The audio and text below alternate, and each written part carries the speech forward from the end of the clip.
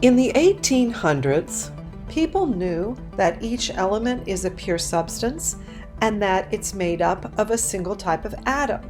They also knew that for any element, the atoms in that element would have a specific mass.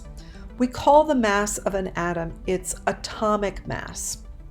Although scientists had not yet discovered every element, they had discovered a lot of them. But in spite of all of this knowledge, scientists didn't have a great way to organize these elements, something that became increasingly important as more and more elements were discovered. Scientists tried things like organizing elements from smallest atomic mass to largest atomic mass. They also tried organizing elements that had similar chemical and physical properties into groups. But there was no system of organization that really worked well.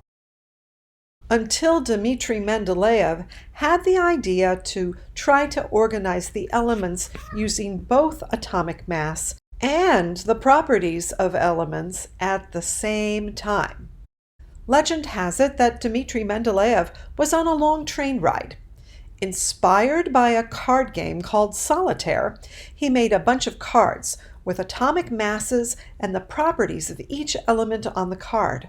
For 3 days and nights, he sorted through these cards, trying to look for patterns. After falling asleep from exhaustion, he had a dream in which the elements all fell into place.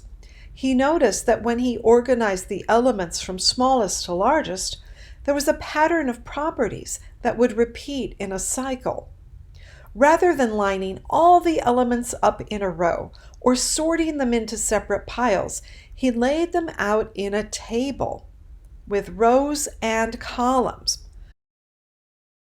Mendeleev's table looked like this. Mendeleev's table had some gaps in it where there were no known elements that went into the space, but Mendeleev was sure something must go there, and he was even able to describe what these missing elements would behave like because of the patterns he had shown. When these elements were finally discovered years later, their physical and chemical properties turned out to be what Mendeleev predicted they would be. Over the years, as scientists discovered more elements and learned more about the structure of atoms, the periodic table changed a bit. But the principles behind it are still pretty much the same. Here's how the modern periodic table works.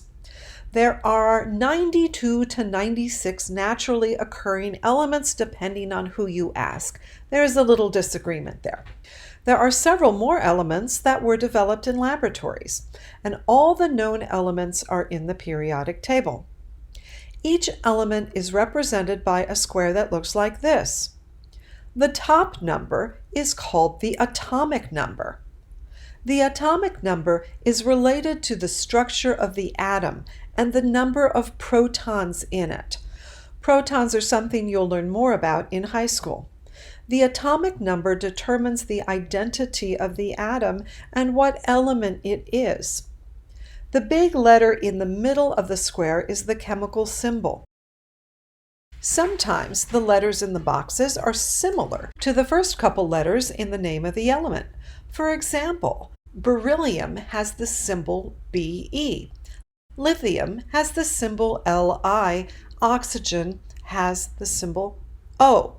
But then you get elements like silver. Silver has the symbol Ag. Well, the Ag stands for argentum, which is the Latin word for silver. Lead also has a symbol that is different from what we would expect. It is Pb, and that is because lead in Latin is plumbum. The symbol for gold is Au, and that's because the Latin word for gold was aurum. The fact that the symbols for some elements are derived from Latin words reflects the fact that these elements have been known since ancient times. Under the symbol is the name of the element, and below the name is the atomic mass, which is the mass of the atoms in the element.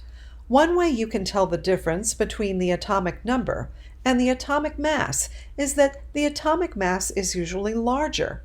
It also has decimals. Each row of the table is called a period.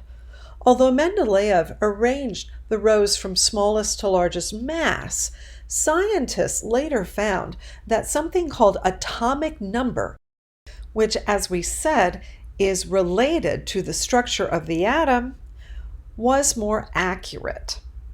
So as you move from left to right, the atomic number increases.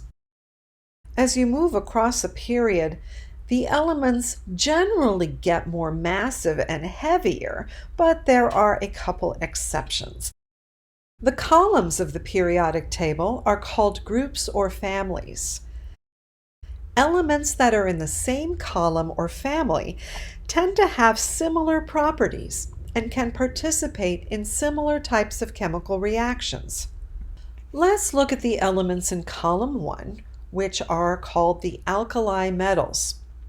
These metals are so soft that you can cut them with a knife.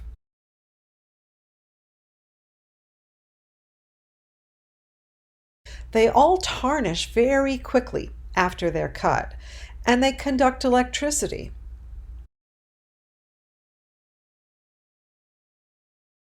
Their density is so low that they can float on water.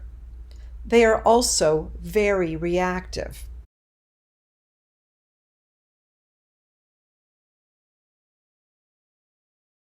If you look all the way over to the right of the periodic table at the noble gases, all of these elements are inert, which means they rarely ever participate in chemical reactions.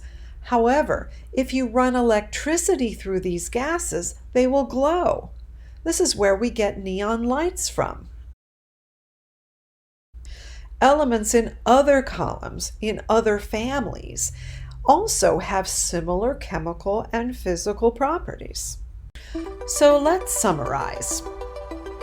The periodic table arranges the elements according to a pattern. As you move from left to right across a period, the atomic numbers get larger. The elements in the columns, which are also called groups and families, all have similar chemical and physical properties.